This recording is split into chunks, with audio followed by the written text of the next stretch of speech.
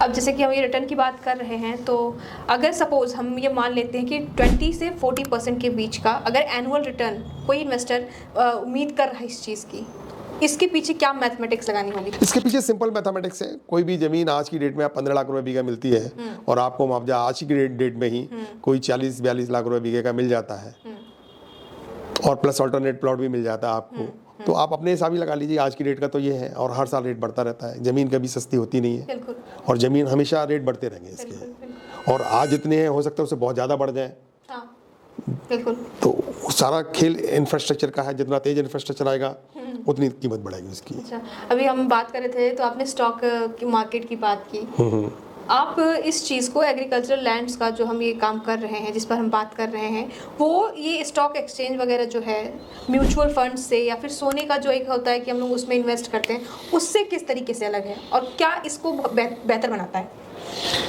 ये share market और उसका बहुत ज़्यादा मैं नहीं इसमें बोल पाऊंगा क्योंकि मेरा बहुत ज़्यादा ऑथराइजेशन नहीं है मेरे को, पर लेकिन मैं ये समझता हूँ जो मेरी अपनी जनरल सेंस है वो ये कहती है कि ये शेयर मार्केट से भी ये ज़्यादा फास्ट इसका डेवलपमेंट है इसमें।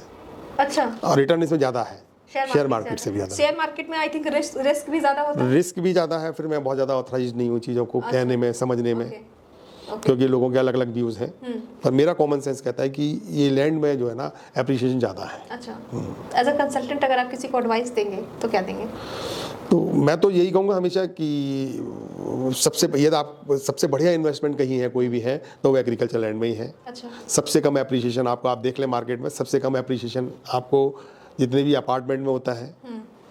फिर उससे थोड़ा सा मान लें बेहतर है वो आपकी शॉप्स वगैरह होती हैं, ऑफिस स्पेस है, उससे और बेहतर है इंडस्ट्रियल है, फिर उसके बाद प्लॉट है, और एग्रीकल्चर लैंड तो सबसे बढ़िया है ही है। अच्छा, ठीक है।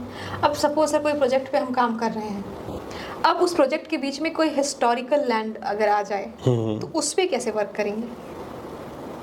नहीं, हम प्रोजेक्ट की बात ही नहीं कर रहे, हम तो एग्रीकल्चर लैंड एक्वायरेशन की बात कर रहे हैं, एग्रीकल्चर लैंड की बात कर रहे हैं। अच्छा। सिर्फ और सिर्फ वो अथॉरिटी का काम है, हमारा कोई लेना देना नहीं है। उनका आएगा, उनका एक्वायर करेंगे अथॉरिटी। ओके।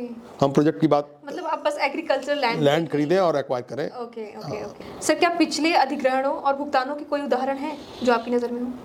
हाँ, बहुत सारे उदाहरण हैं सर, मैं चाहूँगी ऑडियंस जाने इस चीज़ को। हाँ, बहुत से उदाहरण हैं। अभी हमारे एक जानकार ने, मैंने ज़मीन दिलाई थी उनको, तो उन्होंने 2006-07 में एक ज़मीन ली थी ग्रेटर नोएडा वेस्ट में। उनको करीबन 2 लाख रुपए बीघे उन्होंने ज़मीन ली थी और उनको 8 लाख रुपए बीघे का मुआवजा मिला था। अच्छा। हाँ, 3 साल के अंदर, 2009 में। और उसके बाद कोर्ट के आदेश में उनको फिर वो 64% का बढ़ के मुआवजा फिर मिला, 500 रुपये, 5 लाख रुपए बीघे का फिर मिला उनको, और उनको अल्टरनेट प्लॉट भी मिला 10%। अच्छा। हाँ। मतलब ये काफ़ी प्रॉफिट हो गया। काफ़ी प्रॉफिट हो गया उससे।